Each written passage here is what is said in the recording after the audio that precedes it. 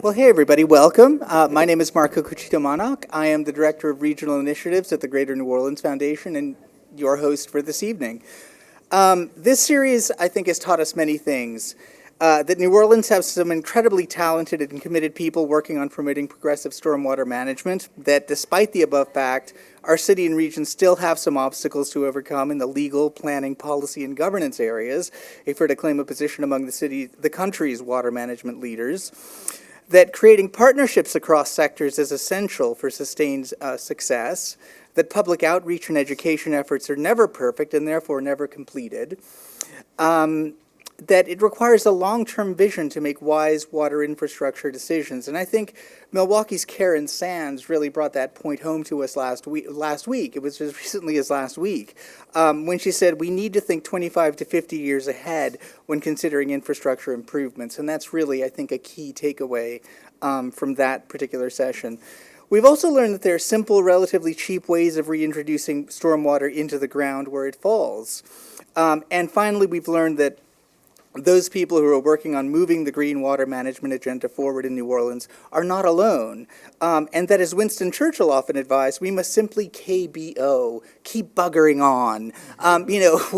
We haven't actually solved this problem, and the thing is that nobody's really solved it. There are some cities that have made more progress because they've started earlier, but it's a matter of trial and error, and I think that the fact that we keep doing these things in our own unique ways is vitally important.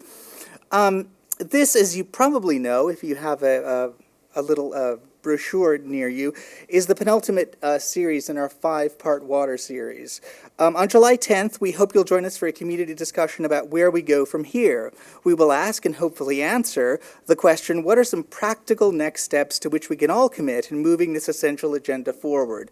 We hope to have representatives from the mayor's office, if not the mayor himself, from city council offices, and other decision makers. The Sewerage and Water Board, by the way, has been here.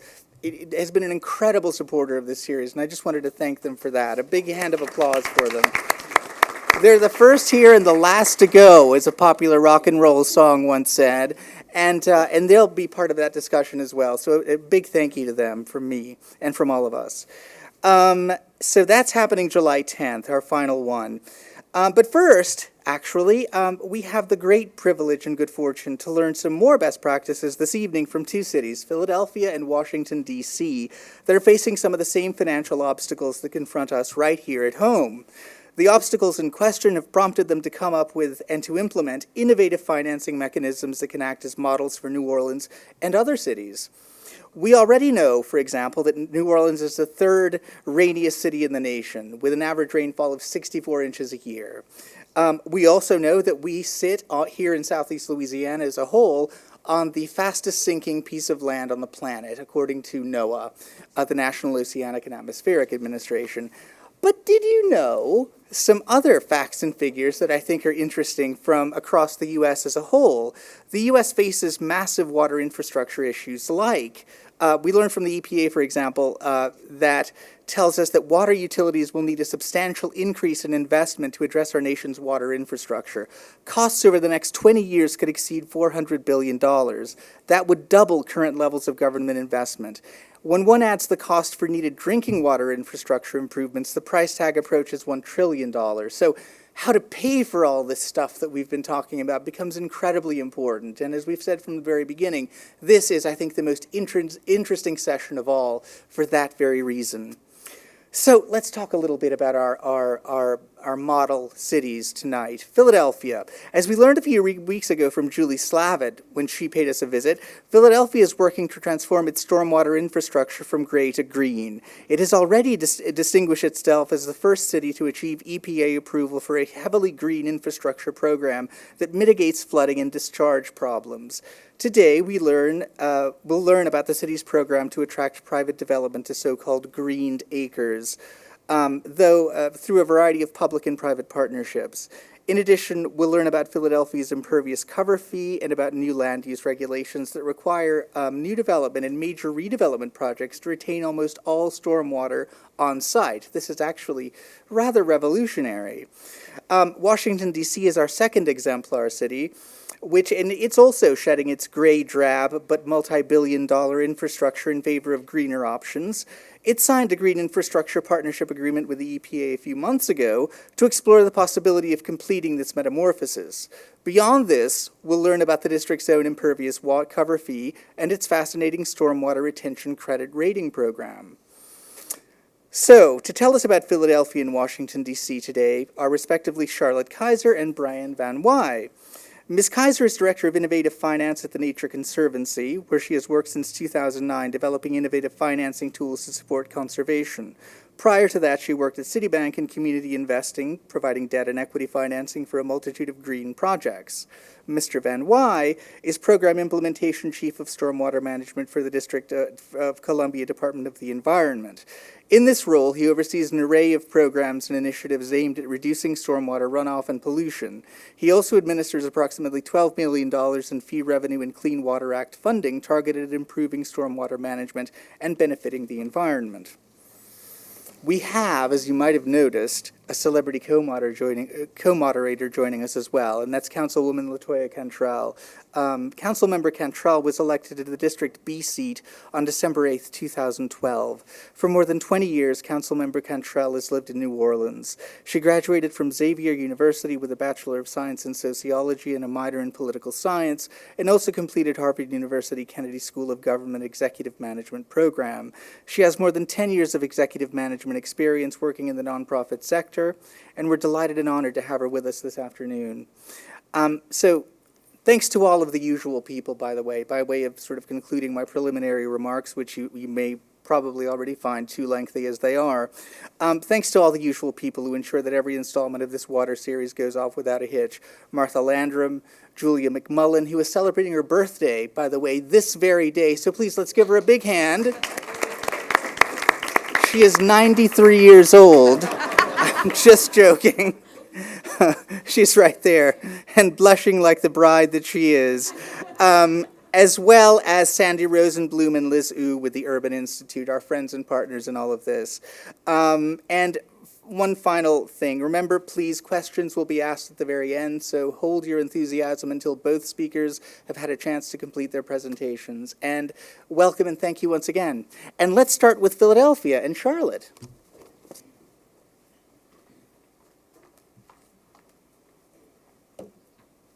Hi, thank you.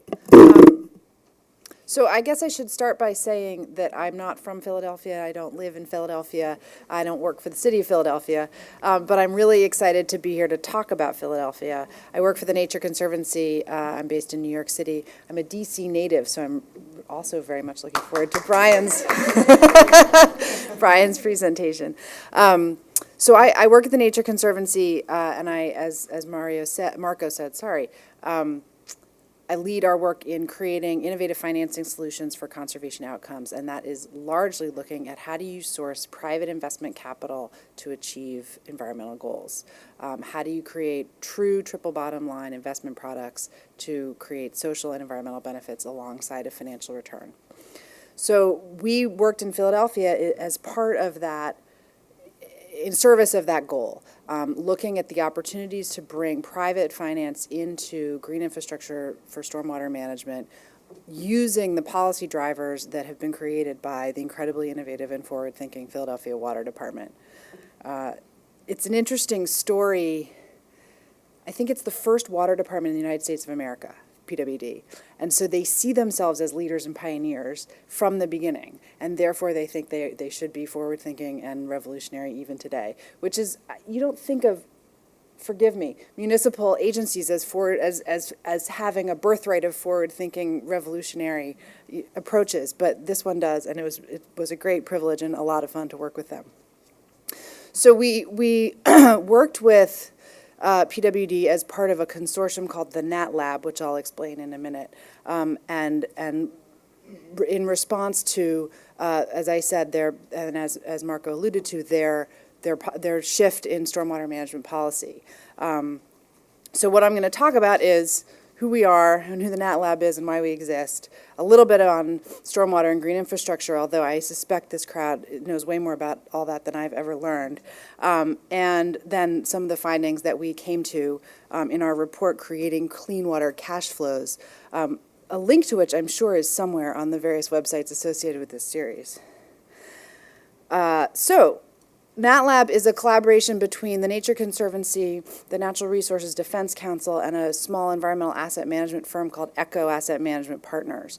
And the linkage among those three institutions is driven by the kind of policy and regulatory expertise of NRDC, the place-based on-the-ground conservation experience and expertise, and the financing and pragmatic kind of transaction solution focus of the Nature Conservancy, and then obviously an asset management firm focused on environmental assets for the financing and structuring side. And the goal is to create and advance innovative financing mechanisms to encourage private investment in green infrastructure, with a particular focus in the case of Philadelphia, which is the first city where we've done work on stormwater management. So a quick moment on stormwater. It's bad news. It's interesting because cities basically turn rain into pollution, right? Rain falls on a pavement, on a roof, on a car, and picks up all the dirt and junk and heavy metals and oil and whatever that's on those surfaces, and goes into a storm sewer and goes into a waterway and is a pollutant. If you think about it, green infrastructure is basically all about turning that pollutant back into rain, and soaking into the ground and infiltrating the ground and recharging the groundwater and doing what rain is supposed to do. So there's today 10 trillion gallons of polluted water from urban runoff that flows into waterways and oceans. And in Philadelphia, and sort of in New Orleans, I think, via a different mechanism, there's a major problem with combined sewer overflows. So in many northeastern older cities, the sewer system and the stormwater system are the same system. And so the rainwater falls on the street, goes into the pipes, and goes into and through the sewage treatment plant, and then out. And when it rains really, really, really hard, it overflows the sewage treatment plant, and all the other sewage goes out of the sewage treatment plant too without being treated, and you get a CSO event, a combined sewage outfall event. And so that's why some years the New York City Triathlon is a run-bike-run instead of a swim-bike-run, because it rained within the 3 days previous to the event, and you shouldn't swim in the Hudson River in those events. So that's just an added soupçon of excitement around stormwater pollution when you have CSO events. So as Marco alluded to, there's a massive infrastructure investment shortfall to address stormwater and sewage overflows in order to reach Clean Water Act compliance. Many, many, many cities, New Orleans and Philadelphia and Washington, D.C. among them, are under consent decree from the EPA to address this problem. And at the same time, you have cities with declining revenue sources, falling tax bases, degraded credit ratings, and a diminished ability to issue debt, to float bonds, to pay for any of this shortfall. So what we think is that green infrastructure can provide a solution to that sort of dual challenge of a huge funding gap and inability to source new funding, because it's cheaper. And it generates co-benefits that you can sometimes get people to pay for in ways that further diminish the cost. So here's our quick definition of green infrastructure. And here is a real powerful demonstration of, I don't need to point because it's so obvious. In Philadelphia, the choice for stormwater management is between two things. One is a giant 20-foot tunnel that would take the stormwater under the Delaware River and would cost $6 billion. And the other is a combination of distributed green infrastructure, bioswales, rain gardens, rain barrels, disconnected downspouts, that they think would cost somewhere in the neighborhood of a little over $2 billion, that would manage and capture the runoff from 10,000 acres of the city watershed, and absorb the stormwater on site and prevent that runoff and prevent those CSO events. So that's a pretty nice delta. But it's still $2 billion. And so the task of the Nat Lab was to figure out to what extent we can further reduce that number through private investment. So here's the 10,000 greened acres. So that's a term that Philadelphia uses. Essentially, they want to capture the first inch of stormwater runoff over 10,000 acres of impervious surface on the city.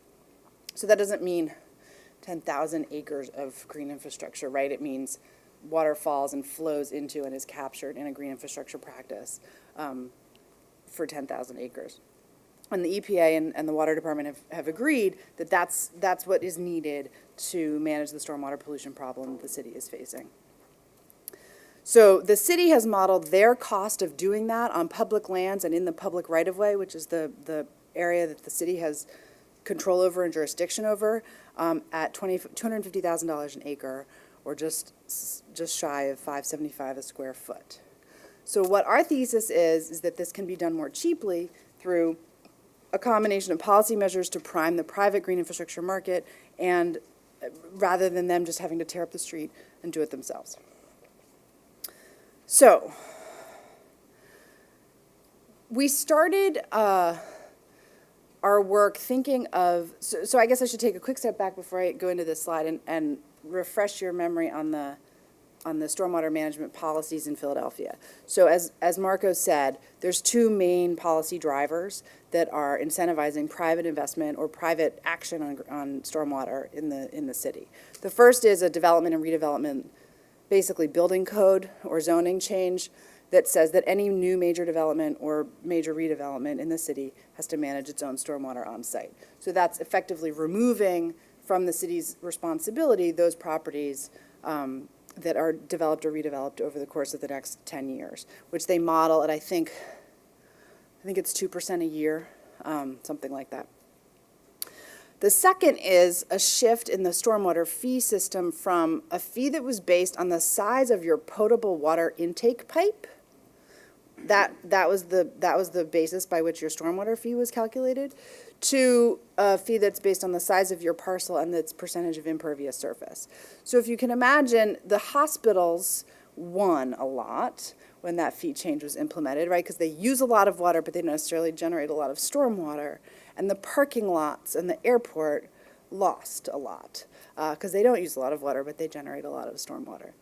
So because that was a political sort of challenge, concurrent with the parcel-based billing system, and that, by the way, only applies to commercial and industrial properties, not residential, because the cost of kind of mapping every residential lot and calculating what its impervious area is prohibitively high.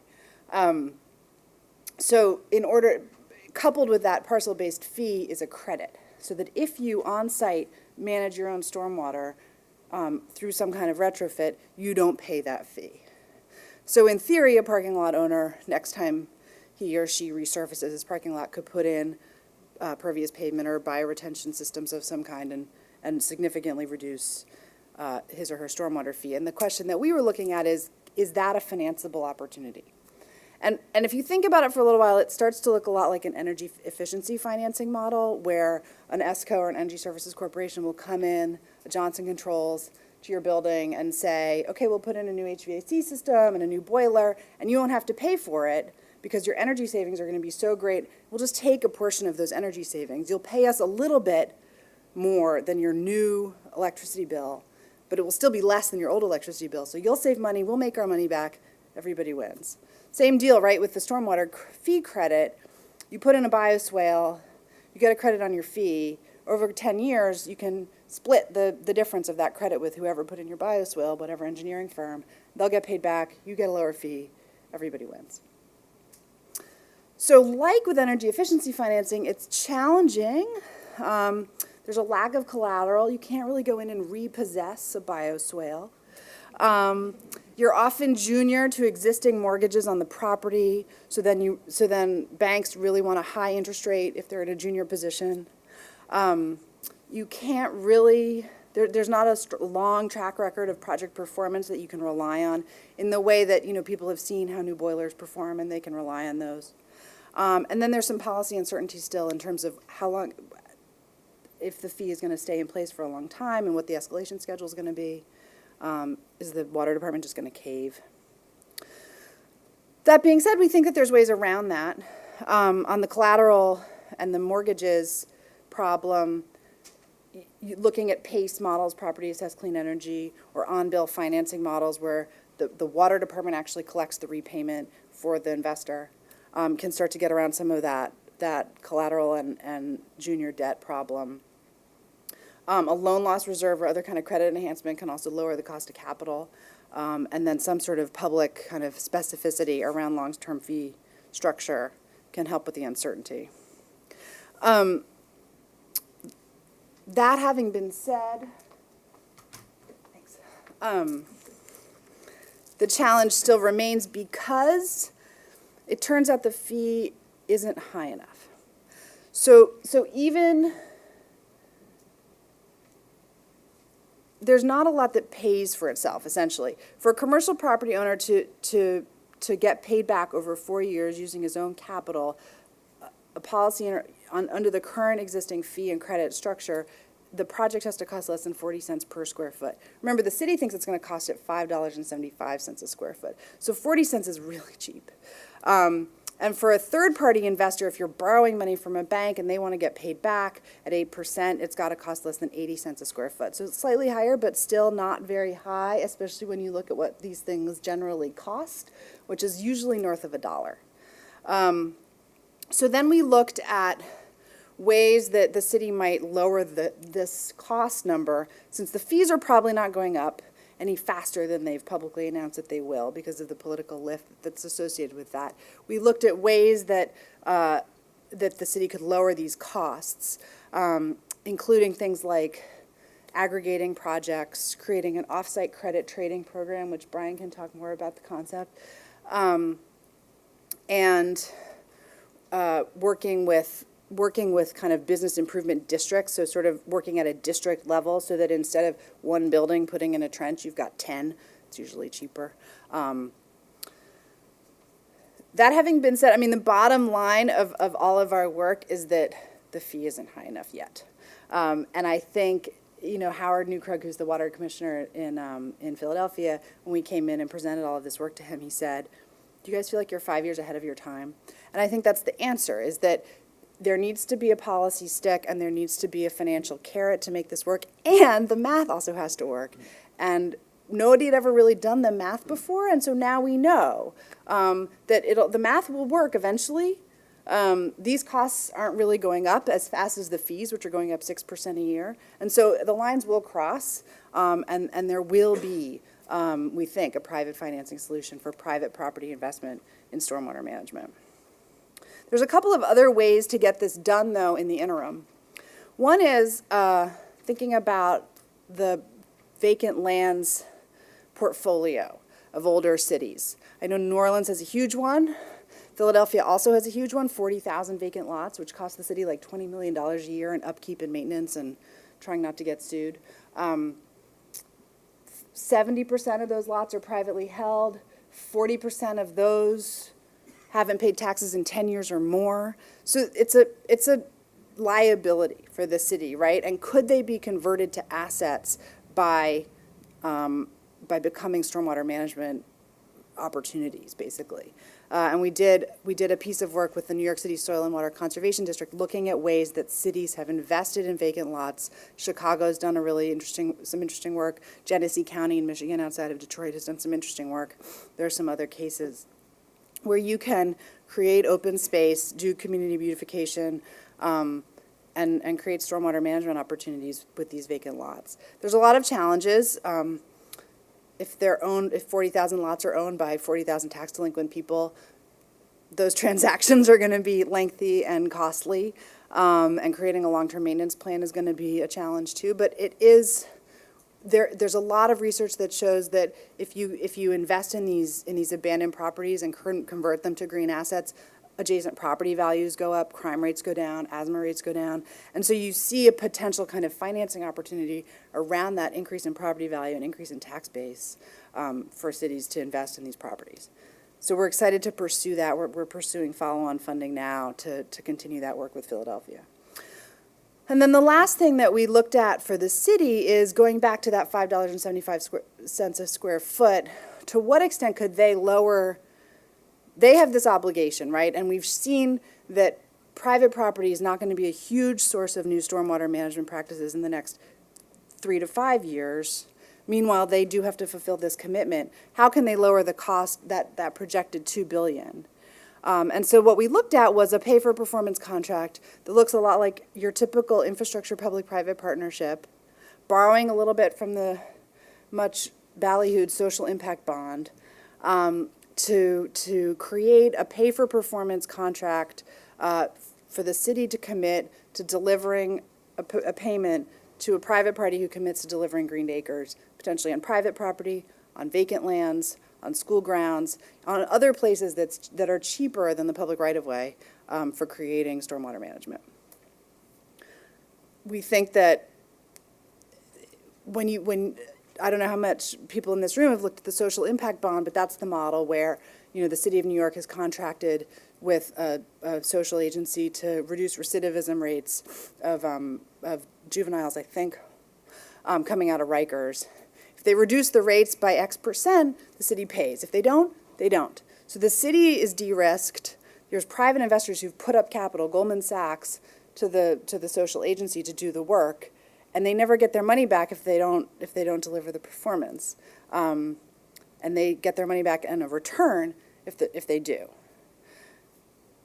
We think it's a lot easier to commit to and deliver a stormwater management practice than it is to commit to and deliver keeping somebody out of jail. There's just fewer confounding factors. And so we think the cost of capital is going to be lower, and we think we see that this is a real model. It doesn't require the stormwater parcel-based fee. It just requires a public commitment to invest in green infrastructure and an interest in lowering the cost of that investment.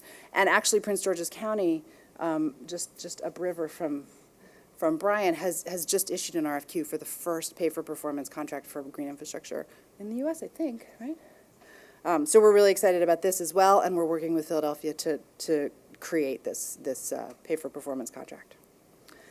This is just more on that, and that's the end.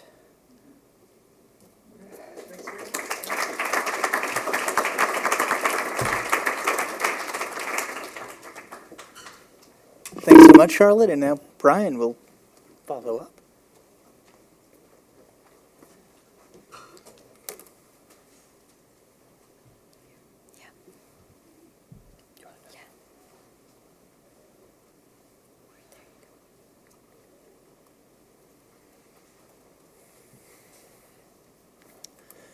Okay, hello everyone. Nice to see so many people in the crowd.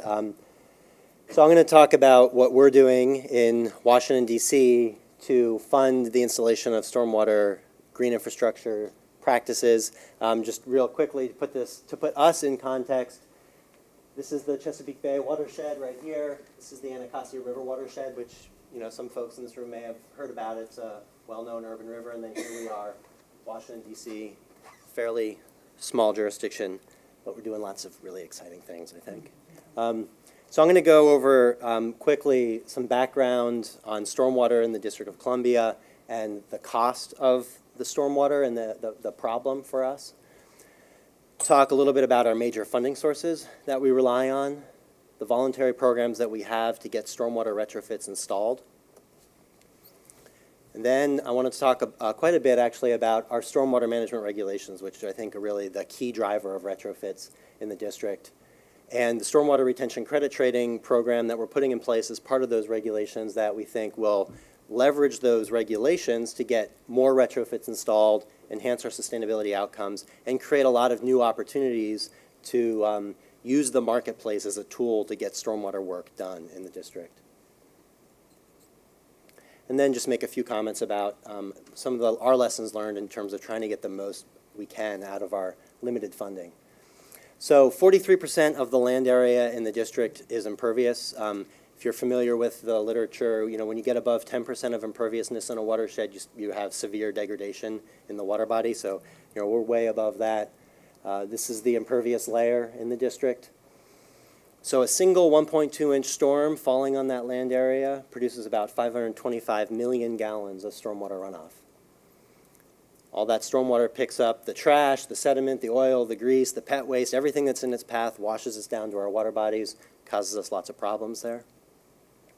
And that sheer volume, kind of like the Colorado River carving out the Grand Canyon, has a huge amount of erosive force. So it washes into our tributaries, it gouges out the stream banks, trees fall over, and that sediment load washes downstream, destroying aquatic habitat in our water bodies and all the way down to the Chesapeake Bay. Both of these tributaries here, the bed of those tributaries should be up here, well above the heads of my colleagues who are out there in these streams. That's the force that we're talking about from all of that stormwater, from all of the impervious surface. So another impact, and Charlotte talked a little bit about this, for us in the district, about 1/3 of the district is combined sewer system, meaning it combines the raw sewage with the stormwater. That results in about 3.2 billion gallons a year of combined sewer overflow. So it's that cocktail of sewage and stormwater mixed together that you don't want to put anywhere near your mouth. The solution to that is a consent decree that was put in place in 2005. It's a $2.6 billion tunnel project. These large, like public transportation metro-sized tunnels underground that are going to store that combined sewer overflow and then treat it after the storm has passed. This is expected to be completed in 2025. It's being funded by our ratepayers. There is an effort underway, as Marco referred to look at switching part of this project to a green infrastructure approach, but that remains to be seen how that will unfold. And then the other 2/3 of the city is served by a separate storm sewer system. So this is the part of the city where the stormwater washes off and it goes into our water bodies with little or no treatment at all. We've done some rough estimates of what we think the cost would be to deal with the stormwater problem from that system. If we did a green infrastructure build-out to soak up that stormwater, we'd be looking at over $7 billion. If we did a tunnel approach to deal with that, we'd be looking at over $10 billion. The amount of funding that we have every year is about $17 million. So billion and million, we're talking about a big gap.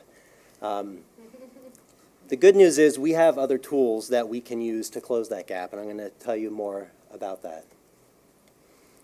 So, the stormwater problem is fundamentally a problem of having too much impervious surface, too much, rooftops and parking lots and alleys. And a major part of the solution is retrofitting that impervious surface to make it behave a little bit more like the natural environment would behave. We're trying to mimic what a meadow or a forest would do. We want to turn that impervious surface into more of a spongy area. So instead of washing into our water bodies, it's soaked up on our properties. Our key funding sources to do that for the MS4 is a municipal separate storm sewer system. We have a fee. I mentioned the fee earlier for the long-term control plan. That's for the combined sewer overflows. There's one fee for that. There's a separate fee for DDOE to use for the MS4 program. We get about $12 million per year from that. We also have a bag law in the district. So if you go to a store, a grocery store, a convenience store, and you want a disposable bag, you have to pay 5 cents per bag. That money goes to us. That's $2.5 million a year. We also have federal grants. The major one is the Clean Water State Revolving Loan Fund. There's a part of that called the Green Reserve that we use for green infrastructure. There's also Section 319, the non-point source management provisions of the Clean Water Act that provide some additional funding. So we're looking at a total of about $17.5 million a year. Okay, so what do we do with that money from a voluntary perspective to get retrofits installed? We have a lot of great programs, and I don't directly manage any of these programs, so I feel pretty comfortable bragging about them. These are some awesome programs. We've gotten a lot of national recognition for them. We're really proud of them. But as we're going to find out, they're just not enough. So we have the River Smart Homes program. This is a cost share program. We provide about 90% of the cost to get single-family homes, residential properties to install rain barrels, rain gardens, shade trees, permeable pavement, and bayscaping, which is planting native plants on their property. We have a River Smart Schools program. This is retrofitting impervious surface in schoolyards, creating outdoor living classrooms for school children, and incorporating the stormwater management and watershed lessons into their curriculum. We have a River Smart Rooftops program. This is a subsidy, $5 per square foot, to subsidize green roof installation in the district. Right now, we have about 2 million square feet of green roof that has been installed in the district. This makes us second only to Chicago in terms of the total amount of green roof. Some other programs, we have also a River Smart Communities program that started fairly recently. It's focused on condo associations and small retail commercial properties. Same idea, it's a cost share program to get people to install stormwater infrastructure on their properties. We also have direct investment. We work with our sister agencies, the municipal buildings, the roads, the alleys, the parking lots in the district. We get green roofs, bioretention, stormwater harvest systems, and porous pavement installed. So these are pictures of a stormwater harvest system. If you're not familiar with the term, the idea is that you're capturing the stormwater on site into tanks, and you're going to use that for a non-potable use on site. In this case, this is a project we funded for green toilets, meaning they're using that stormwater to flush the toilets. It also could be used for chilling tower makeup, for heating and cooling in a building. It could be used for cogeneration, for electrical generation. There's irrigation. There's other potential uses. Another important voluntary program that we're putting in place is called the River Smart Rewards program. This is the discount on the stormwater fee. Charlotte mentioned this in Philadelphia. We've had our stormwater fee in place since 2001. We switched it to an impervious basis in 2009. It's all properties in the District of Columbia, and the discount will be put in place this summer. So this provides a maximum discount for retention of the 1.2-inch storm from the impervious surface on a property. This is really important from a perspective of improving equity for that whole fee system. I mean, so the idea is if you produce less stormwater runoff, then you pay less fee. If you produce more stormwater runoff, you should be paying more fee. So that makes sense from an equity perspective. Unfortunately, the reality is that we don't expect this to be able to be financially compelling enough to drive retrofits on a large scale by itself. And this is the same thing that Philly has realized and lots of other jurisdictions around the country. There's just the fees aren't high enough, the discounts aren't high enough. It's a far step away from where it needs to be to actually drive retrofits. If you look at our 10-year projection of what the discount would be on both of the fees that we have in the district, we'd be looking at over 10 years about $375. It just doesn't come close to the amount of money it takes to install those retrofits on your property. However, this can be a layered incentive. This can be part of the answer to the problem, part of the solution. It adds another layer of incentive for property owners who are considering doing retrofits. So it's an important piece of the puzzle, but it doesn't have the ability to drive retrofits on its own. So now I want to talk, shifting from the voluntary programs to the regulatory programs. And we're in the process of revising our stormwater management regulations. Our existing regulations were put in place in 1988. And the new regulations that will be finalized this summer have 2 triggers in them. The first is the same trigger that we have under our existing regulations. It's for the disturbance of 5,000 square feet or more of land. So that's called a major land disturbing activity. This could be disturbing land as a sort of a greenfields project. This could be raising a building down to the ground and rebuilding it. If you're disturbing the soil, you trigger the regulations. This is our existing trigger, but the new requirement is to retain the rainfall from a 1.2-inch storm. I believe Philly's requirement is 1.0, ours is 1.2. In both cases, they're based on the 90th percentile storm event in the jurisdiction. The second trigger is for what are called major substantial improvement activities. These are renovations for which and this is a new trigger, this hasn't been in our existing regulations. This is a renovation for which the cost exceeds 50% of the pre-project value of the structure, and for which the combined footprint of the structures and the land disturbance that's involved is 5,000 square feet or greater. So this could be one building with a 5,000 square foot footprint that exceeds the cost threshold. That would trigger the requirement. It could be 2 buildings, one with 2,000 and one with 3,000 square foot footprints combined, part of the same project, exceeding the cost threshold and triggering the requirement.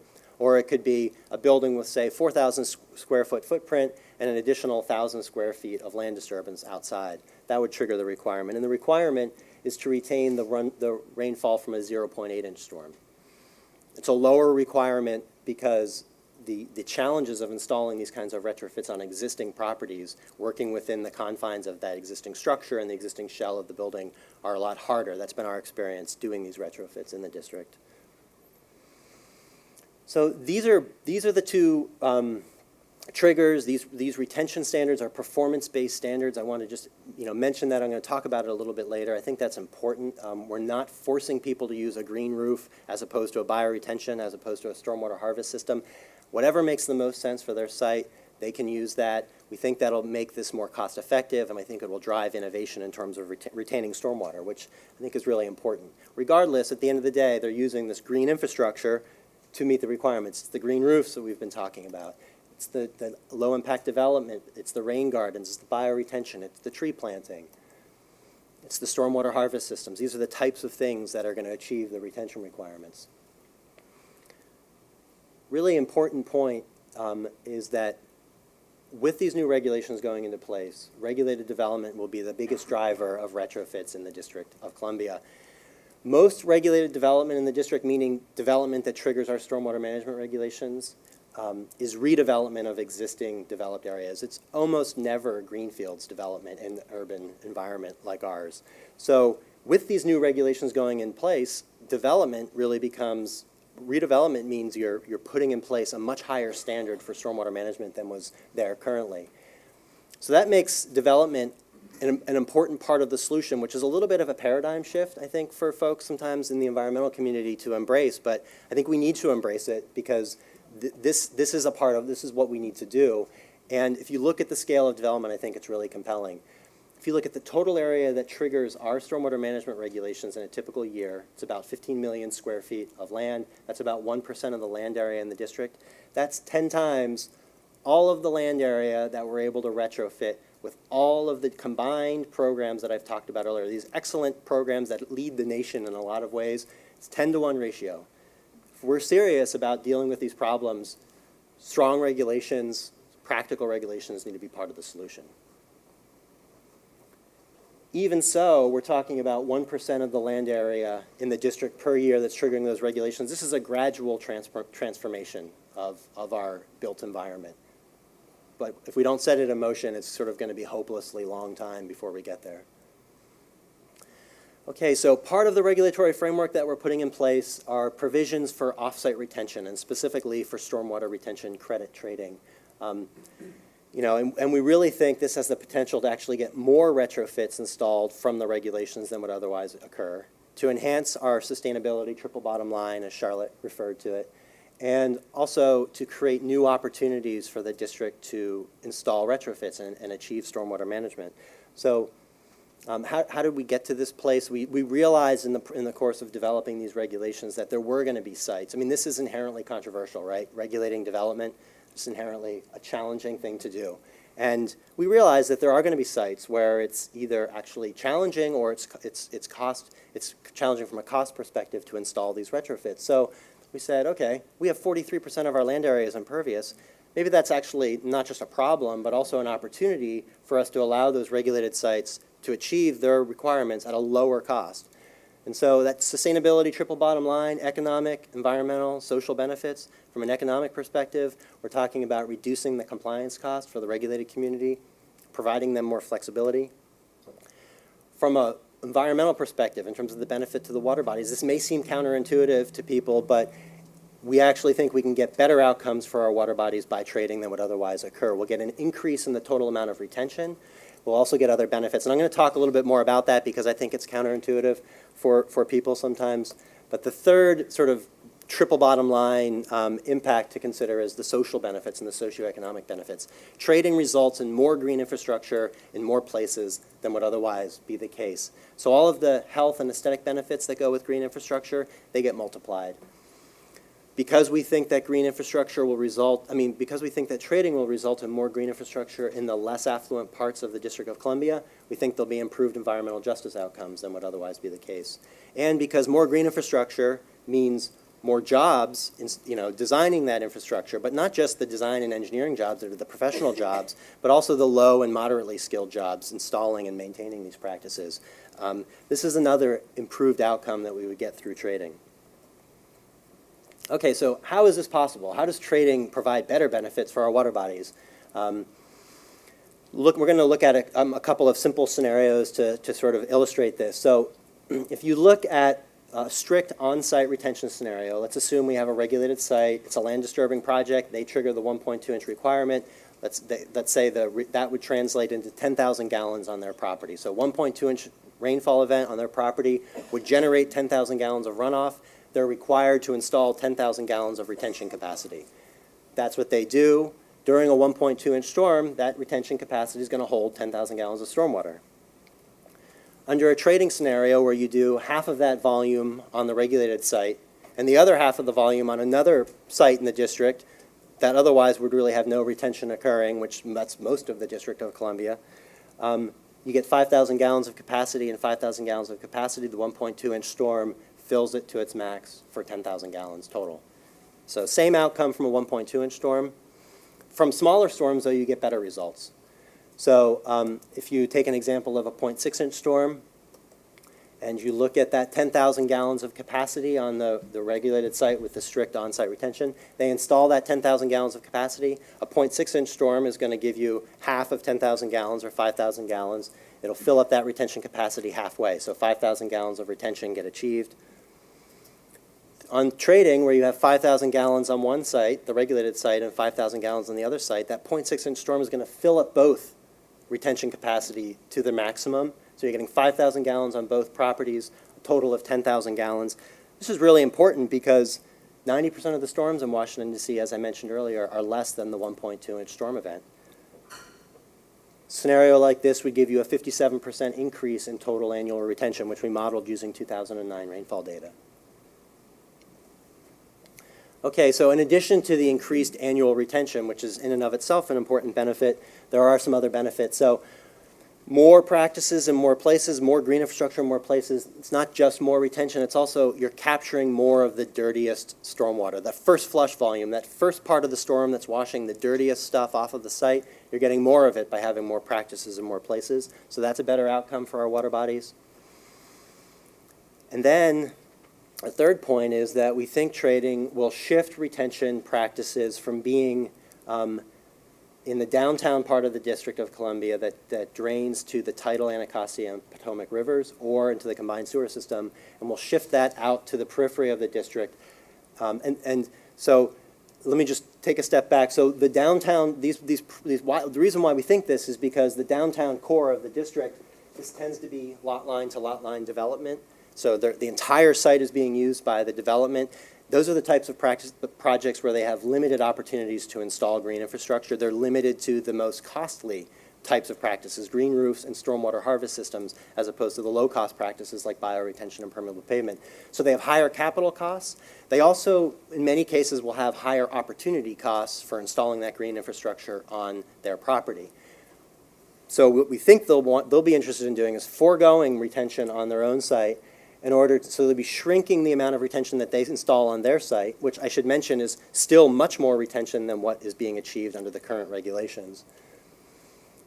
And they'd be paying for other parts of the city to install green infrastructure. And it's important that where this is happening. So we think this will happen in the peripheral parts of the city where there's a lot more open space and there's a lot lower land costs. So you can use the low-cost practices. This is important because these are also the parts of the city that drain to our tributaries. The tributaries that I showed you in the pictures at the beginning of the presentation, these are the most vulnerable water bodies in the district to the impacts of stormwater. So we're actually getting we think we'll get a shift in getting more retention to the water bodies that actually need it the most. In addition to that, because these are the less affluent parts of the district, we'll be getting those improved environmental justice outcomes that I talked about and some of the other socioeconomic benefits. Okay, so really quickly, I'll tell you a little bit about how this would be set up. If you're a regulated site who's interested in using off-site retention, first you have to achieve 50% of your required volume on-site. Once you get above that volume, you're free to use off-site retention. Your two options for doing that are either paying an in lieu fee to the government, that's us, we'll go out and install retention for you. Our cost to do that, we've looked very carefully at what those costs are. We've looked at all the costs that go into that, $3.50 per gallon per year. Your other alternative is the use of a privately tradable stormwater retention credit. A credit is 1 gallon of retention for 1 year. A couple of important points. We don't think the in lieu fee is going to be cost competitive with the credits. And note that the in lieu fee is an apples and apples comparison to the credit. It's a gallon of retention for 1 year for an in lieu fee. It's a gallon of retention for 1 year for a credit. So if you're a regulated site looking at the two choices, really it becomes just a question of which is more cost effective for you. And we're pretty confident that the answer will be stormwater retention credits. Some other important points. The off-site retention volume, if you decide to go off-site, that's an ongoing obligation for you. So just as if you installed a green roof on your regulated site to achieve your requirements on-site, you're going to have to continue to maintain that green roof indefinitely. That off-site volume, you're going to have to continue to achieve that volume indefinitely over time. You can meet that requirement on a yearly or a multi-yearly basis, so you can pay us 1 year worth of fee or give us 1 year worth of credits, or you can give us multiple years at a time to meet your requirement for multiple years at a time. You can meet that requirement with a mix of fee and credits, and you can change what that mix is over the years. If at some point down the road the use of your site changes, the costs of the technology change, and you decide to retrofit your own site, your own regulated site, and increase the amount of retention that you're achieving on site, then you can do that. You can thereby reduce your off-site obligation going forward. Okay, so in terms of the generation of stormwater retention credits, DDOE would be the sole credit certifying authority. We'll certify up to 3 years worth of credits every 3 years for eligible retention capacity. So if you've installed a 1,000 gallon bioretention on your property, you meet all of the eligibility requirements that I'm not going to go into detail on here, but you meet all those requirements, you come to us, you promise to maintain your bioretention for the next 3 years, we'll give you 1,000 credits per year, 1,000 gallons, 1,000 credits per year for a total of 3,000 credits. Your property, your credit-generating property, is not permanently obligated to that use. So there's no declaration of covenants required for your property, unlike the regulated sites where they do have to file a declaration of covenants. And if you decide to you want to get out of your obligation, say after 2 years you want to redevelop your property, you can do so. Your options for doing that are either, if you haven't used or sold the credits that you generated, you could give us back the last year worth of credits. If you're doing this at the end of the second year, you could give us back 1,000 credits. We'll retire those, so you'd be discharging your obligation. You could purchase replacement credits. We'll take those and retire them. Or the other alternative would be to pay us the in lieu fee for that corresponding volume. If you fail to maintain that retention capacity, then we will require you to pay the in lieu fee plus an administrative late fee. Of course, we're not going to certify any additional credits for that capacity, plus we can take other enforcement action against the property. Quick example. Say we have a grocery store parking lot. It voluntarily retrofits, installs a 4,000 gallon best management practice, meets all the eligibility requirements. They want to generate they promise to maintain the practice for 3 years. We give them 3 years worth of credits, or 12,000 credits. So we have a church parking lot. It basically does the same thing. They install a 2,000 gallon practice. They're going to get 3 years of credits, or 6,000 credits. And then we have a regulated site with a 3,000 gallon yearly obligation, off-site obligation. They decide to purchase from the grocery store and the church that total of 18,000 credits and meet their obligation for the next 6 years.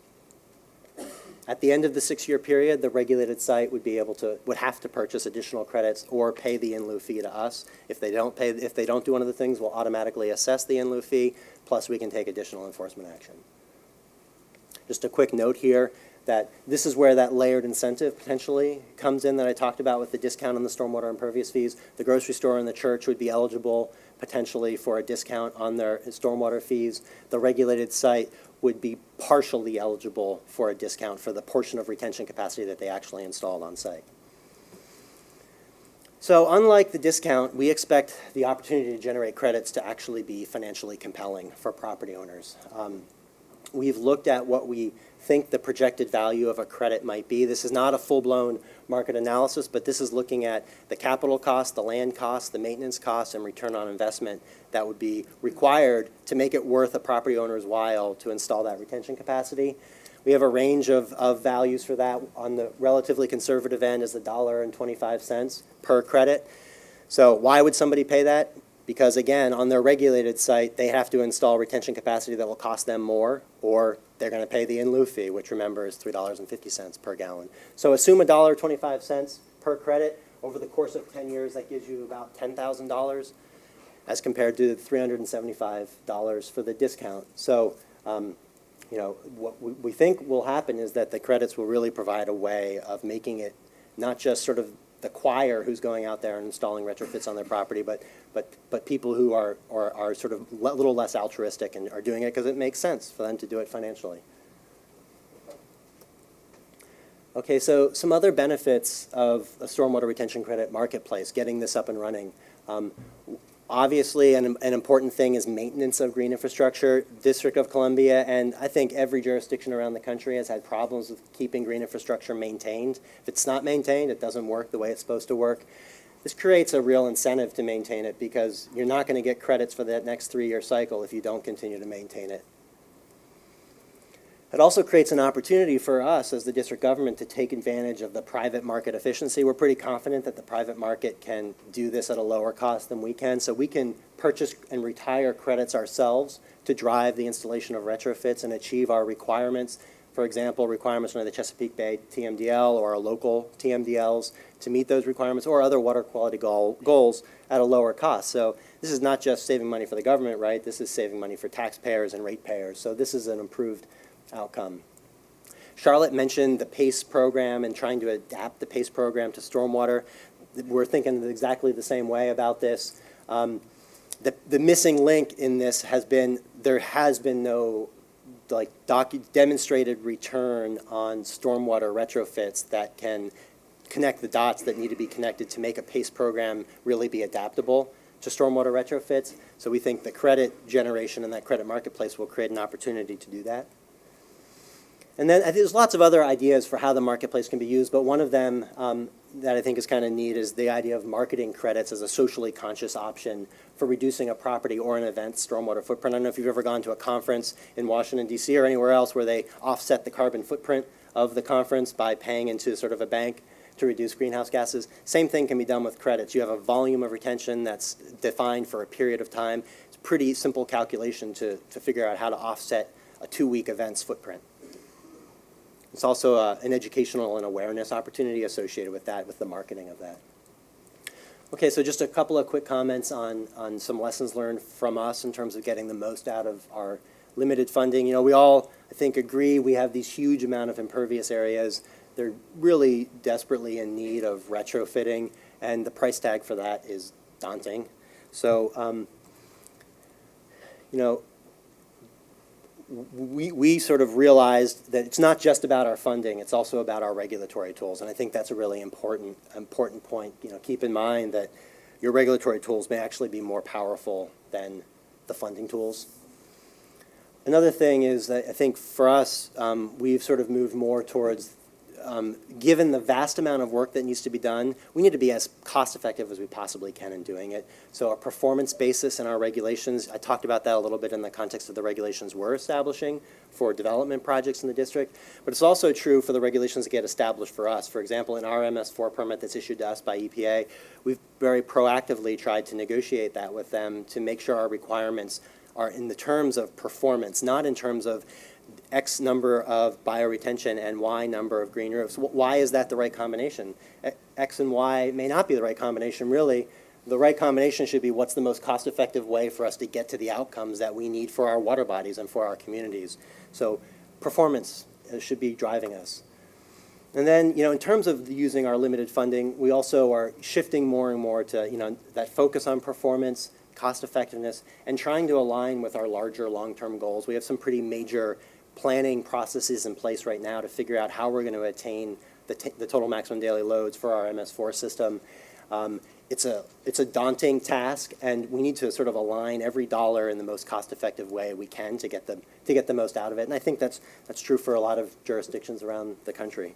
So that's it, and I apologize for rushing through so much of this. And we have a lot more information, especially about the stormwater management regulations and the credit trading program.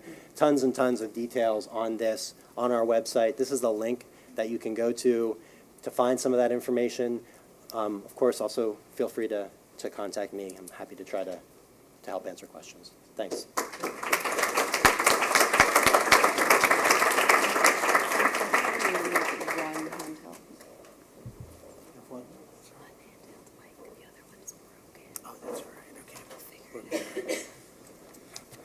All right, so thank you very much to Brian again, and to Charlotte as well.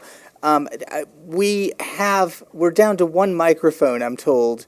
So this is going to present us with a challenge, but we're up to it, I'm sure. We're just going to, for those people who have questions in the audience, we're going to just pass the working microphone to you and hope that it actually remains functional. But in the meantime, I just wanted to start with Councilmember Cantrell to see if she had any questions for you, as she is our co-moderator.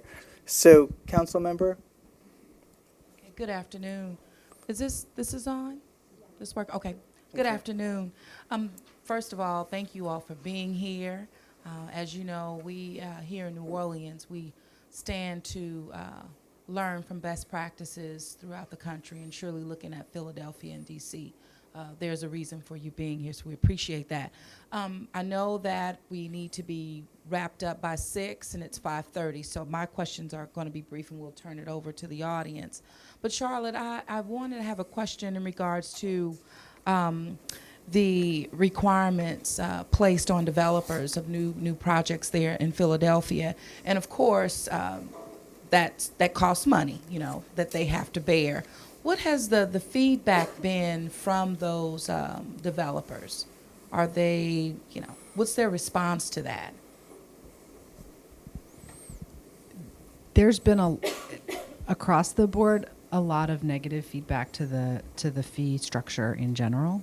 That being said, it's pretty well demonstrated that when you are able to incorporate stormwater management into a project from the design stage, as opposed to having to retrofit it, it is much more cost effective and ends up being a relatively low percentage of a development cost. And so I think that's the constituency that's been least challenged by the new fees.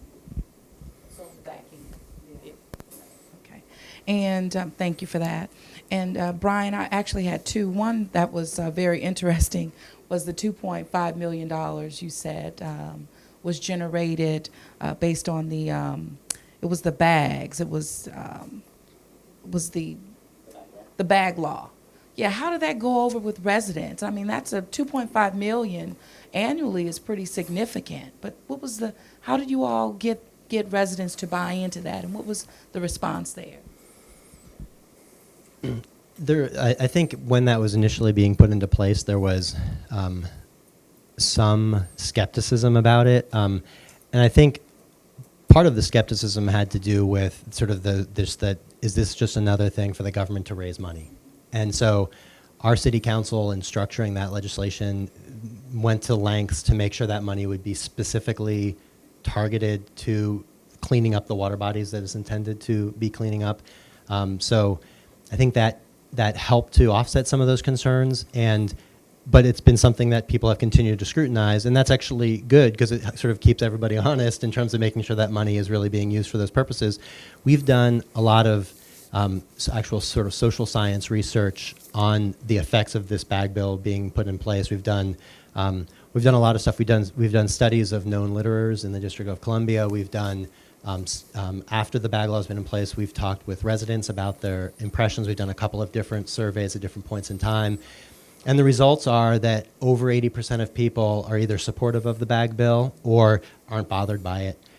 And I think we at this point have built up a track record of actually using this money to do a lot of positive things that helps to sort of continue to make it positive. And then we're also getting reports from people doing cleanups that there's a lot less bags out there in the water bodies, and people are changing their behavior. I mean, at the end of the day, that's not really about raising money. We'd be happy if we got no money, sure, because we'd be changing the behavior, and that's sort of the objective. But it's been okay, actually. And everyone wins. Yeah. Yeah, absolutely. And I wanted to ask about the trading program. Again, what was any pushback? How are the development community, how are they responding to the trading program in particular? You know, I think that the trading program was kind of a game changer in ways for the development community. I mean, when we've been working on these regulations in various forms since 2003. And on this specific round, we've been sort of focused on it since 2009 or 10. And there was a lot of concern and skepticism and opposition from the development community initially.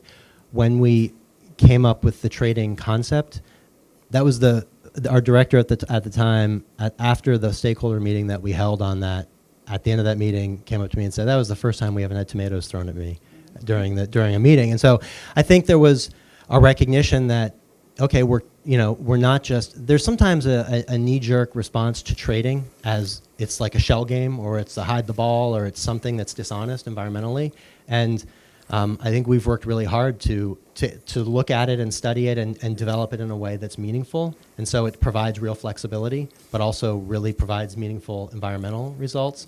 And so I think that, the development community has been, fairly supportive of it. I think at this point, their biggest concern is making sure that, since we're the first jurisdiction in the country to put a program like this in place, that we've actually got all our ducks in a row to put all the administrative process and database and tracking and everything in order. And so there's a lot that we're doing to gear up for that right now. We actually looked at and recommended to Philadelphia to adopt a program like this, and they decided that the implementation was sort of more than they wanted to take on right now. So, It's a lot. In what way? in what way? Because of pushback expected from developers? No, I think they felt like they sort of, that the benefit was, maybe they weren't getting as much pushback from developers, and so they were feeling like that there was enough, that the developers were sufficiently able to achieve the management on site, and so that they didn't need to offer the credit program. Yeah. And I know, Marcos, you said we would take questions Yes, from the audience. audience questions, but I actually have one quick question for you before we do that. Selfish person that I am. You know that by now already, though, kind audience. In Southeast Louisiana, we have a distinguished tradition of something called a variance that is normally given by a city council or similar sort of parish council body. How politically disinfected, to coin a term, are your respective cities from these variances?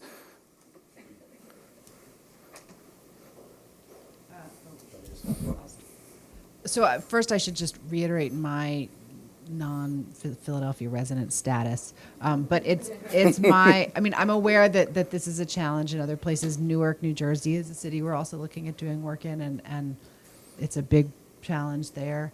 New Jersey being the southeast of the northeast or something. Anyway, but I don't think it's actually that big of a problem in Philly. Okay. I would say that in Washington, D.C., that, in terms of our stormwater management regulations, that we've really worked hard to keep variances and exemptions and exceptions out of our regulations. We actually have less opportunity for that than we do in our existing regulations. We have worked really hard to have a really engaged stakeholder process through this. We've done, dozens and dozens of stakeholder meetings and training sessions, and although that's hard in a lot of ways, it also it increases transparency, so it makes it harder for some of that stuff to happen. And the other thing is, some of the key requirements that are in our regulations are backstopped for us because they're in our MS4 permit that's issued to us by EPA Region 3. So, we don't have the luxury, if you want to call it that, of giving people variances and exceptions. Like, we have to meet these requirements. It's a federal obligation. And so I guess the point sort of for a jurisdiction is like, it's not always a bad thing to have these regulatory requirements from above there, because they can kind of backstop. You have to be careful in sort of how that happens, because you don't want that to trip you up in terms of there being too detailed and prohibitive or prescriptive. But they can actually help to ensure that you get the outcomes that you need. Okay, great. Thanks to both of you, and thanks for your indulgence. Questions from the audience now. Yes, Aaron, let me get you a microphone quickly. So 2 questions for Brian. First is, you mentioned that the requirement is for the developers to still meet at least 50% of the stormwater requirements. And I was wondering, your argument for transferring some of that was so convincing. Is that just a philosophical thing, or are there technical reasons for why you maintain that requirement? And the second is, in setting up the program, did you guys have a sense of at what scale does the credit system start to, does it change at different scales? Looking at a region or a city, at what scale is it most efficient, if you have any sense of that?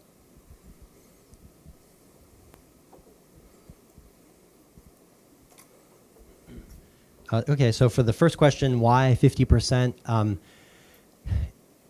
That was something that various stakeholders had strong feelings about. I mean, again, I've mentioned that I think there has historically been some apprehensiveness from the environmental community about trading programs for some good reason. And so there was a real interest in having some minimum on-site requirements. And what we looked at was, okay, where do you get the maximum benefit? And that gets complicated when you look at really a complicated marketplace with lots of participants in it. But if you're looking at a fairly simple scenario like the one that I talked about, you get the maximum benefit when you split that retention capacity equally between those 2 different sites. So that's the justification for picking that number, 50%. It's providing the maximum flexibility and the maximum environmental benefit at the same time. So not going with a different number seems kind of arbitrary. In terms of the efficiency of the scale of the marketplace, I think it's a good question, and I think that there are probably some countervailing forces there to consider. I mean, on the one hand, the more participants that you have in a marketplace, the more liquid the marketplace is, the more you have a chance to achieve the efficiencies that a market can achieve, because you have lots of buyers and lots of sellers, right? So we're a relatively small jurisdiction, about 69 square miles. That counts the water in our jurisdiction. We're tiny. So on the one hand, it's limited. On the other hand, when you talk about large trading programs, especially with water quality, as you make it bigger and bigger, you start to have more and more problems with local benefits versus like regional benefits. If you're not achieving the retention in that local water body and you're doing it someplace else, that's a problem for that local water body. So we have a lot less of that concern, sort of in our perspective, because we're so small, and there's ultimately everything is draining to the Potomac River for us. So it's a complicated thing to answer. I think the real question for other jurisdictions contemplating it is how to sort of optimize it in their environment.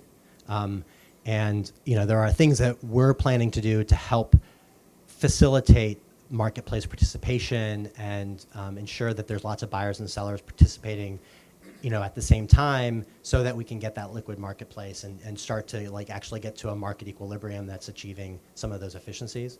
But there's a lot of detail on some of those things.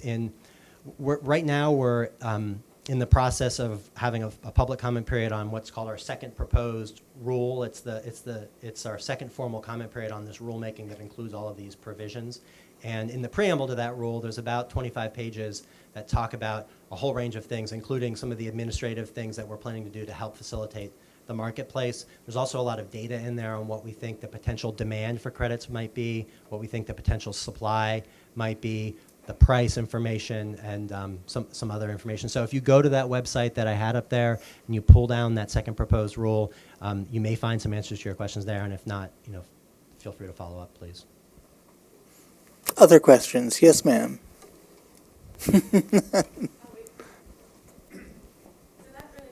Your answer kind of brings up my question, which is not all land is created equal and not all pollutants are equal. And so with the trading of credits, if the person buying the credits is a source of pollution, right? If that site is a source of lots of metals, and then they're buying credits and maybe retaining more nutrients, how does that balance out in your TMDLs? Like, how are you balancing out sources of pollution and really the quality benefits? And does that factor into your monitoring of these BMPs? Do you get what I'm saying? Yes. Okay.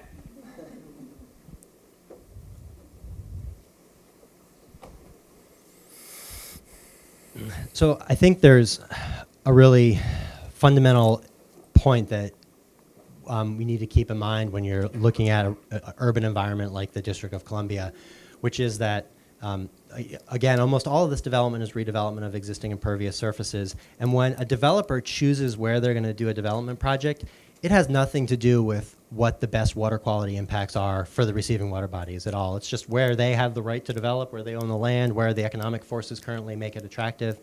So just because, any place where retention capacity is being installed in the district is an improved outcome if you're talking about existing developed area, which we're almost always talking about. So just because a developer picks a certain spot doesn't mean that's the best place for the impact. So the question for that retention to be installed, so the question that we asked ourselves was, do we think we'd get as good or better outcomes from allowing trading to occur?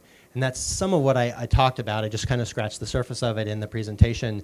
There's materials on our website that go into a lot more detail. But the answer to that question for us is generally, by and large, we think the answer will be yes, we'll get as good or better outcomes by allowing trading, because we think the sites where they'll be doing less retention will first of all, with the new requirements, even if they do the minimum, it's much more than they're currently doing. They're not required to do any retention right now at all. And then second of all, because of the locations that we see that retention shifting to, we think we're actually going to get more benefit for our water bodies. So beyond that, in terms of the specific pollutants, our regulations just aren't. These are regulations of construction. They're not structured down to each individual specific pollutant. We have almost 400 MS4 waste load allocations in the District of Columbia for our various impaired water bodies. Almost all of them are impaired. There's no way that we can take all that into consideration on a site-by-site basis. Generally, the assumption, though, is if you're retaining stormwater, you're keeping it on site. This is a simplification, but sort of the idea is that you're achieving 100% treatment for that volume that's retained on site. So we think we'll get as good or better outcomes, generally speaking. But this is something we need to track. We plan to track. We're going to report on it annually. We have to report on it to EPA. Our stakeholders are very keen on making sure that we report on it, and we'll see what the outcomes are. So another question from me, really briefly, and I'll go to you in 1 second, Dana. Washington, D.C. has a market for many things, right? It's got one of the most robust housing markets in the country.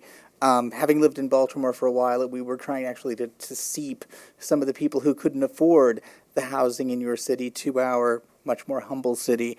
And so the question is really for Philadelphia. I mean, they have a lot of vacant lots there, as we do here in New Orleans, as Baltimore continues to have.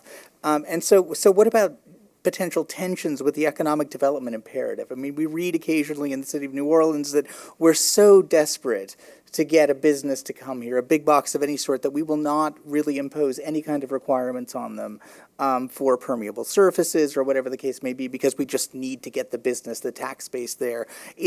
Are there similar tensions in Philadelphia? And yeah, that's my question. Yes, is the short answer. It's very similar to Baltimore, and I don't know New Orleans as well, but this is a city where 25% of the population is below the poverty line in Philadelphia. Crime in schools, and then the other stuff would be nice. Is definitely the attitude of elected officials. And, I think the thing that makes it all possible is the federal government and the EPA stick. It's against the law to pollute into the Delaware River as much as Philadelphia is. And so your choice is either $10 billion for a giant tunnel or $2 billion for this stuff. But there is no $0 choice. So I think thankfully, the regulatory kind of, lever is without that, we'd have nothing. The stick that you were talking about earlier, right? Just to add something to that, we hear the same arguments in Washington, D.C. We have relatively few vacant properties, but we hear the same arguments. To some degree, I think it's the nature of the stakeholder community is going to make those arguments. But there's a really, I think, interesting study that was done by Econ Northwest. It was Smart Growth America supported it. There's a link to it on our website, that web link that I gave you before. And that looked at different jurisdictions around the country that have implemented stormwater management regulations. It interviewed developers and jurisdictions to try to understand whether or not that really played a significant factor in developers' decisions about whether or not to do development in those jurisdictions. And the answer was no. I mean, it's a factor, but it's a much smaller factor than the many other things that go into deciding whether or not to do development. It's just a tiny fraction of the overall cost. So it's not that it doesn't matter. It does. I think regulations should be done as smartly and practically and flexibly as possible. But I think having said that, I don't think it's necessarily as much of. I think the fear is maybe bigger than it needs to be. Okay, that's encouraging. Thank you. Other questions from the audience? Dana, wait for the microphone. It is on the way. Oh, sure. How do you deal with maintenance and ensuring that whatever is purchased in a pay-for-performance is maintained, as you said, because then you said you'd come back and charge, say, the payment in lieu. How do you monitor that it's maintained properly and that it still functions and performs? I think the question's for me, right? Yes. Okay, so because Charlotte mentioned pay for performance too. So for us, we do inspections of practices typically on a 3-year cycle. We do them more often in some cases. We can do them randomly when we want to, of course. For those credit generating properties, they're not going to get credits unless we've done an inspection within a few months of when they've requested credits. We will continue to do inspections during that time period. If we find that they're not maintaining the practices, the consequences that I talked about will kick in. So they'd be required to pay the in lieu fee. There'd be an administrative late fee for that time period where they're out of compliance. There would be no additional credits certified. There's other enforcement actions that we can take under our regulations. So we have quite a few options to make sure that happens. Yeah. Quick follow-up, is that a sort of a field observation kind of inspection, or are there metrics involved? Well, I mean, these are trained inspectors who, are trained in doing the inspection during construction of these practices. They know how they're supposed to be built. There's approved stormwater management plans that are designed by licensed PEs and certified by licensed PEs. So the inspectors go out and into the field and they make sure that what they're seeing is consistent with what's in those plans. So they're not actually doing monitoring of the practices at the time, but they're looking at all the indicators that would tell them what how they're actually performing. The only other thing that I maybe will mention, because you mentioned the pay for performance thing, I talked a little bit about us ourselves being able to buy credits as an agency. I mean, essentially what that is a pay-for-performance approach. You could also think of it as a reverse auction. I mean, we're paying for a credit, which is very specifically a certain performance. It's a gallon of retention for 1 year. I think an important feature of what we're doing there, as compared to a pay-for-performance thing where you're paying for the long-term, like a 20-year life cycle, the upfront capital cost for getting something installed, there's no opportunity to make sure that maintenance occurs and withhold future financial benefits if it doesn't.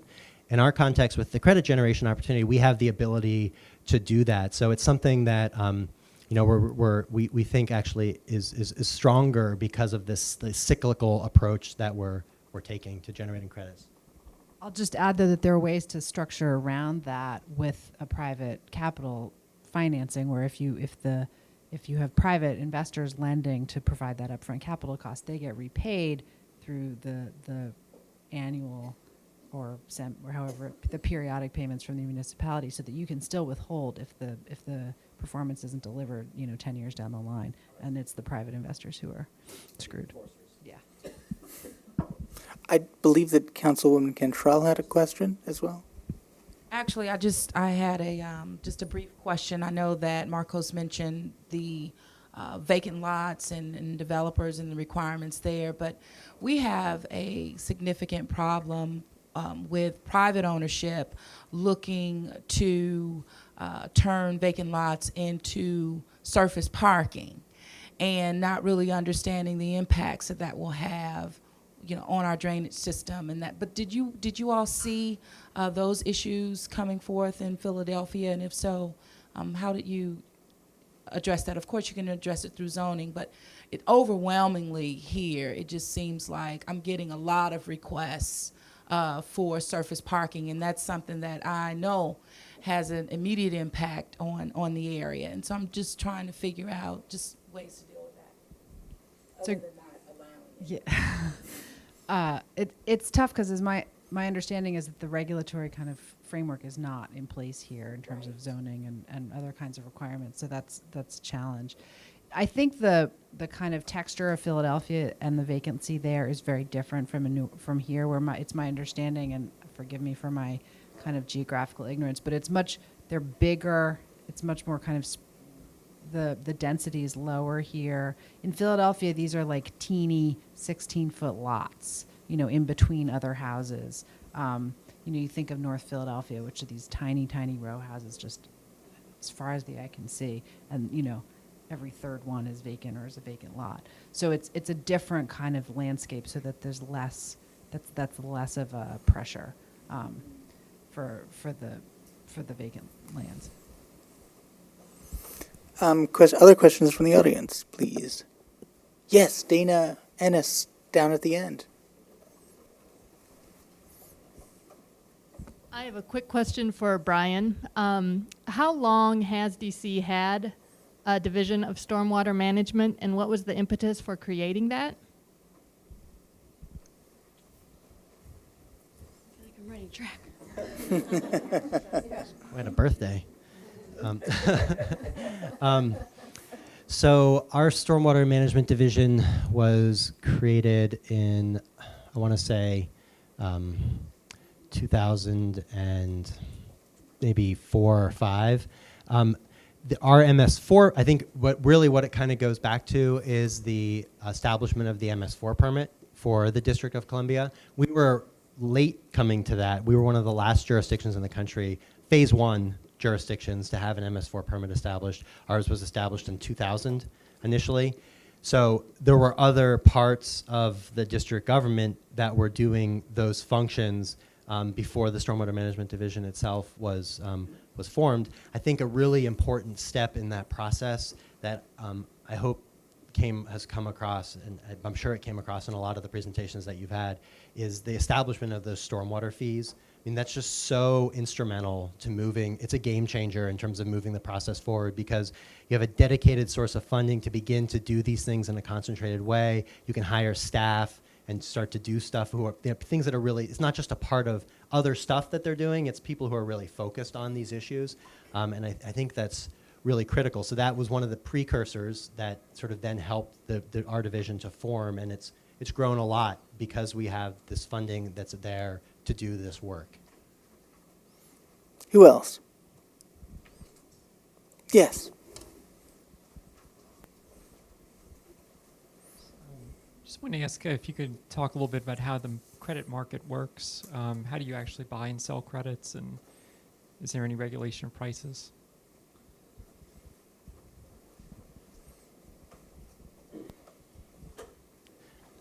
So I'll start with the second question first. In terms of the regulation of prices, generally the answer is no, although obviously the in lieu fee provides a price ceiling. Nobody's going to buy a credit for more than the $3.50 of the in lieu fee.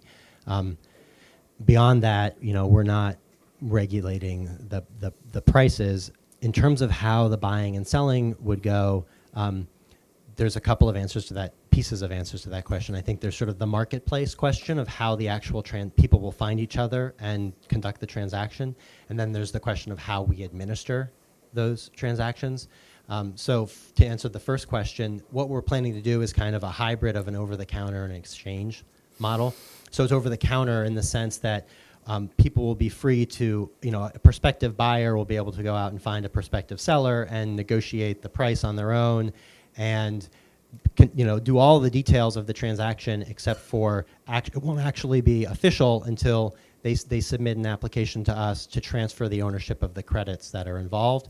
We'll look at that application, make sure the person who owns the credits, says they own the credits, actually owns the credits, and then we'll approve it. We'll capture the price information as part of that, and then we'll provide that information publicly. So we'll have a credit registry that'll be on our website, so people will know all the credits that exist. They'll know the listing price that's asked, and then when transactions are conducted, they'll know the sales price. So they can do the over-the-counter thing.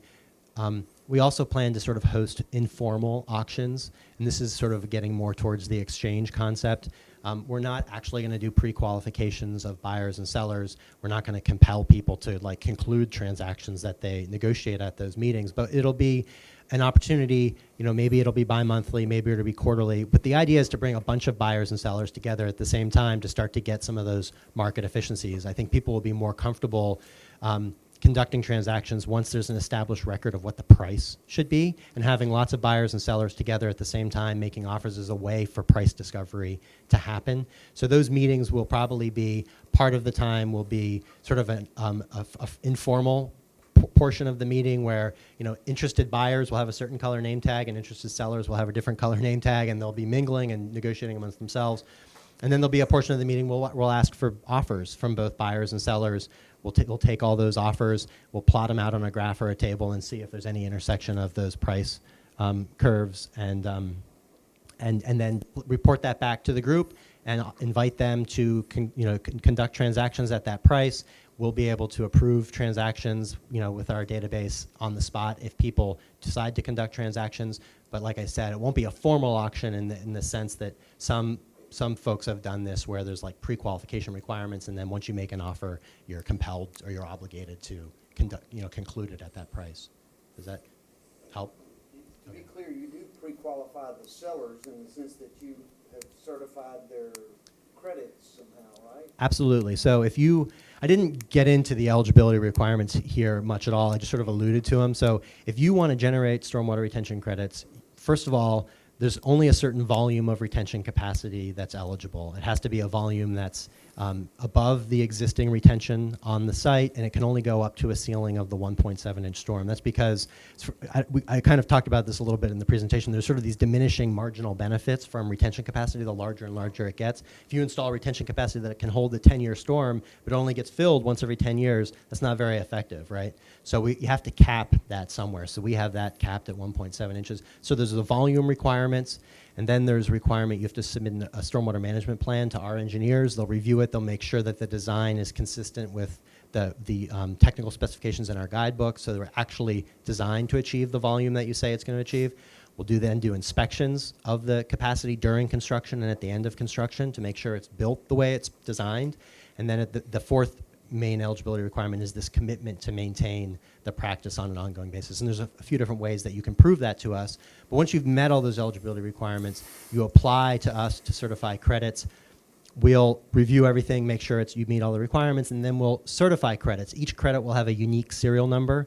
The format of that serial number is discussed on our website, but it'll be a unique tracking number, so we'll know for that specific credit that got generated, we can track it across its whole lifespan to figure out how it actually got used at the end of the process. So that credit serial number will have embedded information in it about the time period that the retention occurred, that generated the credit, about the drainage that it was located in, the stormwater management plan number that was approved for it. So there'll be a lot of information there so that we, and actually our stakeholders who want to, would be able to track some of these questions, all these good questions that people are asking about how does trading affect the location of practices.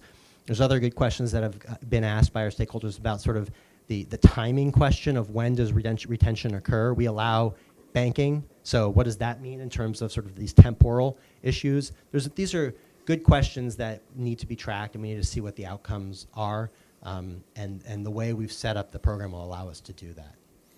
It's 6:04, but we're going to blow right past the 6 o'clock ending time because this is really great, and I've got a couple of questions, and maybe you do as well, but let's just keep on rocking because this is a great sort of Q&A, and I think this is really important, and it's rather unique to the discussion we're having in New Orleans.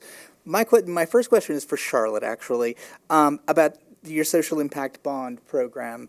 To whom do you market these bonds? Have you pre-identified groups? Are they primarily local groups? Or are they national in scope? How does that work? So I think we would start with a financial institution that has interest in proving a concept, investing in Philadelphia. You may be able to generate CRA credit through this kind of activity, Community Reinvestment Act credit, and demonstrating innovation. So the social impact bond that I alluded to in New York is a $10 million bond that Goldman Sachs did, and they invested on their own account through their urban investment group. They lent money essentially to this. I can't remember the name of the nonprofit that's going to do this work to try to reduce recidivism, and they get paid by a city contract plus return, if the results are achieved. That bond is backstopped by a $7.5 million loan loss account from a foundation that is owned or capitalized by the mayor's personal fortune. So there's a little bit of interesting kind of public policy. We have many things in common, our two cities. In New York City, where you have this mayor who wants to do innovative work and is able to kind of, work out of all sides of the equation. Not so replicable. That being said, I do think that the first one of these is going to require some kind of credit enhancement like that, because there isn't a lot of track record on these things, because of the risk that if you are committing to a 20-year or 10-year kind of delivery period, that you need to have maintenance and you need to have monitoring. So I think the first buyer is going to be a financial institution who's willing to innovate and be first, and is going to require some philanthropic credit enhancement. Okay, thank you very much. Any other questions in the audience? Yes, sir, in the back. Sir Brian, talk about 350 in lieu price being kind of your ceiling. At some point, don't you think that's going to have to rise? Because part of your program is to pay for these services. Inflation kind of causes services to go up. So is there some kind of mechanism in your legislation to increase that? Yes, that's a good question, and the answer is yes. So our regulations specify that all of our fees will be increased annually by the Urban Consumer Price Index.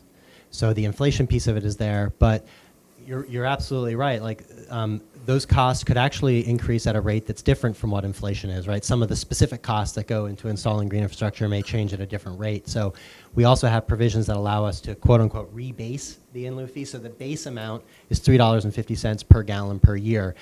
If we find that our actual costs are different from that, and so that $3.50 isn't sufficient to achieve the retention that we're required to achieve for each payment of that, then we will go through a rebasing process and reset the fee, and then it'll continue to increase at the inflation rate until we rebase it again down the road. So my question is for Brian, actually, and it's my final one, mercifully, I'm sure you're saying.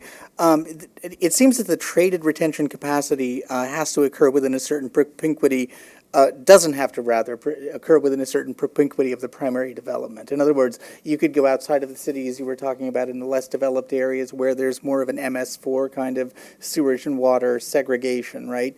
But the problem is that the combined sewage and water infrastructure is in the heart of the city, where you want to have the most impact, right? So is the argument that, is there no way of actually fixing that, or is the argument that any attempt to ameliorate that situation is better than none? Well, first of all, just to clarify, only practices that are installed in the District of Columbia will be eligible to be certified. I'm just talking about in the peripheral area of the District of Columbia itself. So instead of that downtown core, sort of the outer parts. But the outer parts have the MS4 infrastructure, right, as opposed to the interior. So the question there, I'm not sure that the premise is correct that it's better to have the retention occurring in the combined sewer system in our case. I mean, we have a long-term control plan that's in place to reduce the volumes of combined sewer overflows citywide by 96%. So by comparison, the green infrastructure, we're looking at green infrastructure as an alternative, and there's a lot of good benefits of doing that. And I have a lot of respect for the things that Philly has done, although one downside of the approach that they've taken is that I think that the reductions that they're achieving are somewhere in the ballpark of 80%. So there are a lot less, there's a lot more raw sewage that's going to be still going into those water bodies. So in our context, we're already putting these tunnels in place that are going to capture most of this volume. Is the best location long-term for these practices really in the combined sewer system, or maybe is it in the MS4? And I think, it's a tricky question and there's complexity to it, but I think that probably in the long term, by and large, we're better with having that retention capacity installed in the MS4. Now, remember, even if regulated sites do the minimum, right now there's no retention requirement in the district at all. So the existing regulations require either the 0.3-inch storm or the 0.5-inch storm to be filtered.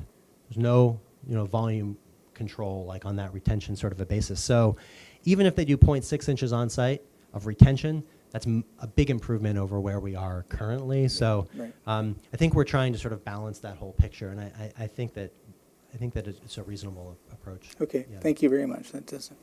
Any other questions from our kind audience and patient audience?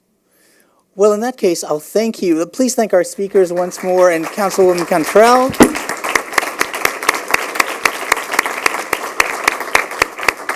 And please do join us again on July the 10th when we'll actually be talking about concrete next steps with decision makers within our city. Please come, bring as many fellow water wonks as you can, but more importantly, please bring citizens, community leaders, neighborhood leaders who can actually benefit the most and the most directly from these changes, and hopefully the strategy that emerges from that. So thank you so much again. Thank you.